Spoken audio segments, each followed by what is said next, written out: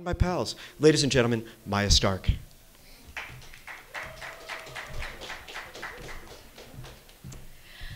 Hello. The other important fact to know about me, I guess, is that I am the director of LA Makerspace, which is an education nonprofit focused on science, technology, engineering, arts, and math, and we are the primary partner for STEM education for the LA Public Library System. So I'm usually speaking to an audience of educators. So I wanted to start out by hearing what comes to mind when people in this room of builders think about education or think about school. That's actually quite germane. What other thoughts or feelings about school and education as it is typically held? Yes. Yeah. All right. I think we're basically, I mean, the only thing you may get out of this speech is a big duh, because I think, you know, this is a room that understands that education needs to be hacked, but I'm going to talk a little bit about how at LA Makerspace we're hacking it. So, our mission as an organization is to spread the maker learning style and by default the maker mindset to as many kids, youth, and adults as possible. I'm going to actually hold the mic.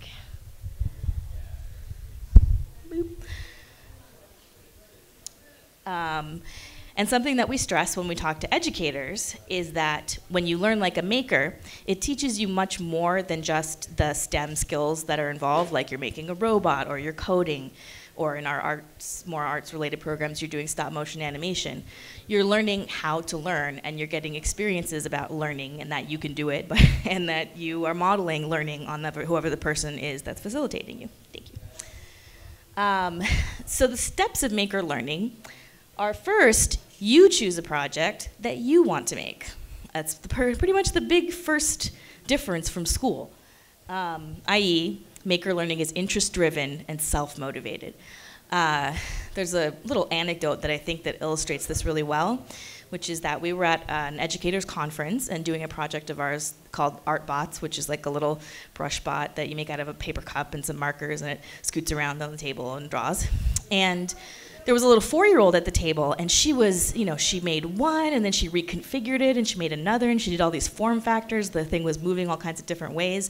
And there was like an actual real-life teacher at that table going, wow, I can't believe it, because they tell us that you can only concentrate for as many minutes as you are old. And I'm like, well, yeah, if it's something you're being forced to do, I can only concentrate for 39 minutes too. You know, like that's, if you're something you're actually interested in, that's not the case. So that's the first point that we try to let educators know. The second step when you're learning like a maker is information finding. You look at what others have made. You know, you ask others in your community how they would do it. Intelligence is changing. You're not limited by what you can memorize. There are no points in real life for reinventing the wheel. You are liberated by what you can find out and how you can build upon what others have done. And if we're not teaching kids to do that in school, we're basically screwing them for trying to do things at work because nobody's sitting there giving you a quiz on it. They're just expecting you to provide good results. The third is that when you do stuff like this, you are breaking down the problem. You're looking at what are the steps, what comes first, what comes second, what do I have, what does it do, what might I need? And that's analytical thinking, or sometimes also called computational thinking. And then, you know, the thing that really connects with me about that is that I, come from a family of astrophysicists, and I'm not one. And the biggest kind of experience I had as a kid while my dad and brother were off doing stuff in the garage was they sent me to computer camp. So I learned BASIC. And it really, even as a kid, I could see that, oh, the process that I went through of breaking things down into steps and then trying and debugging and all that stuff, I see how I now apply that to my schoolwork and even to different life problems. It just kind of fundamentally changed the way I look at a problem or a situation where I have to actually act upon the world to do something. Then the fourth step, and this, is a huge one, and it's not really something that is addressed in education, is that you try your first design, you fail, and that gives you information to improve your design. Repeat. It is just a crazy thing that the way failure is defined when you're being educated is this horrifying deathly thing that's going to go down on your permanent record. It makes you a bad person, and you're a lot dumber than you thought, and all this stuff. And that is just, I mean, I think it's like so commonly stated right now when people talk about millennials or whatever, just that there's no tolerance for kind of having to try stuff and like not have your parents or teacher do it for you. And I do experience this when we go around to work with kids. It's like passively sitting with your hand up, waiting for someone to answer your question instead of trying to find it out yourself is the behavior that we see. So you're coming away with the character trait of resilience when you learn like a maker. Then the fifth step is when you get the result that you wanted to get, rather than seeking validation or grades or what have you from others, you're learning confidence. Confidence is very much that internal locus of power that they talk about, where you are the judge of your own result. No one else is, and that gives you the strength to persevere and have all the other traits. So when we talk about this to educators, we say that these 5 things, self-motivation, information finding skills, analytical thinking, resilience, and confidence, confer significant advantages in school and life, whereas getting an A in geology in 9th grade does not necessarily. So this is something we feel like we should be focused on a lot more. Then the first kind of group where we're trying this on a large scale is librarians, because the impact model that we have is basically, you know, people are trying to do stuff with education, with LAUSD and whatever, but it's really takes a long time, so how can we work around it? So there's all these organizations like libraries. There's 73 branches of the LA Public Library. They're really located already in people's communities. People feel comfortable and safe with them, particularly in lower income communities. It's the only safe place for kids to go after school, and librarians have these like lifelong relationships with the kids.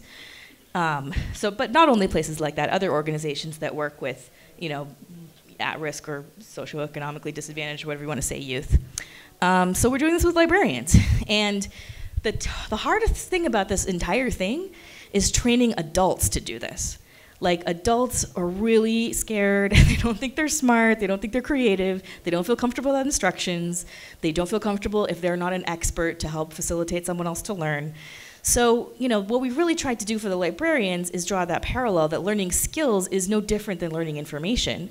The information science they're already trained on and that's already their core competency is, you know, where to look it up. So we tell them that the best thing you can do for the kids is not to be an expert, but to model for them being comfortable with saying, I don't know, but I know how to find out. Literally, in the current world that we live in, that is all you ever need to know, because the information is out there and you can connect with it. The other great thing about libraries is that it is already a safe space where no one's grading you, so it's much easier to try and build up that failure tolerance. I think even in a school maker space, you're kind of like, yeah, that's my teacher, and they're going to be grading me later, so I kind of got to be a little bit worried about how I display myself. Libraries are an existing infrastructure for public good, I think one of the few that we have left, and they also really need to be transformed for the 21st century as access to information in the form of books becomes less important. But, you know, we have tremendous need for libraries as a place for people to gain information with equality. Like, one of the statistics I found out as I've been doing this work is that 35% of people in LA have nowhere to access broadband internet other than their library. So I know when you see like 6 computers in the library, you're like, fuck. So libraries are just the beginning. There's 10 million kids in after-school programs in America. 20 million can't get a spot. This is something that, because we can take non-experts and train them how to facilitate learning without needing to become experts first themselves, it's an extremely powerful impact model, because what we try to do is focus on training those staffers that already work with the kids. We're not trying to go become the person who sends instructors into your classroom. We want to send instructors to you. We want to co-teach with you, and once you get the picture, we're going to Mary Poppins our ass right out of there. So there are, you know, these are just some examples of other places that actually we've been asked to come and do training. We're still like, we're just heading into year 2 of doing this program at scale, so we haven't been able to accommodate all these requests, but they're out there. So yeah, that's basically what I had to say. That's my story. LA Makerspace, if you're interested to want to learn more, you can contact me there. And that's it. Thanks so much. Yes.